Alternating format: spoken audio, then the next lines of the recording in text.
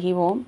ఇప్పుడు చెప్పబోయే శ్లోకం విష్ణు సహస్రనామాల్లోని 47వ శ్లోకము. ఈ శ్లోకాన్ని ఉత్తర నక్షత్రం 3వ పాదం కన్యా రాశివారు ప్రతినిత్యం పఠించినచో సకల దోషాలు, గండాలు, ఆపదలు తొలగి జీవితంలో అన్నింటా విజయం పొందుతారు.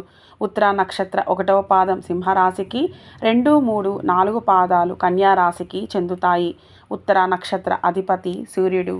గణము మానవ గణము. శ్లోకము అనిర్విణ్ణస్తవిష్టో భూధర్మయూపో మహామకః నక్షత్రనేమి నక్షత్రీ క్షమక్షామ సమీహనః.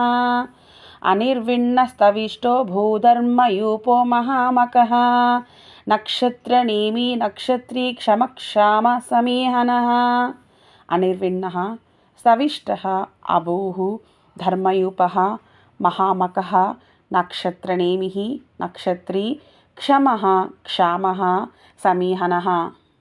తాత్పర్యం: వేదనలు లేనివాడు అనగా సంతృప్తుడు, విరాట్ స్వరూపుడు, జన్మ లేనివాడు, ధర్మములకు ఆధారంగా ఉన్నవాడు, గొప్ప యజ్ఞ స్వరూపుడు, నక్షత్ర మండలాన్ని త్రిప్పేవాడు, నక్షత్ర రూపంలో అంటే చంద్రుని రూపంలో వెలసి ఉన్నాడు, సహించువాడు, లయకారకుడు, సృష్ట్యాది కార్యకలాపాలు సవ్యంగా జరగాలని సర్వజీవుల హితాన్ని కోరువాడు శ్రీమన్నారాయణుడు.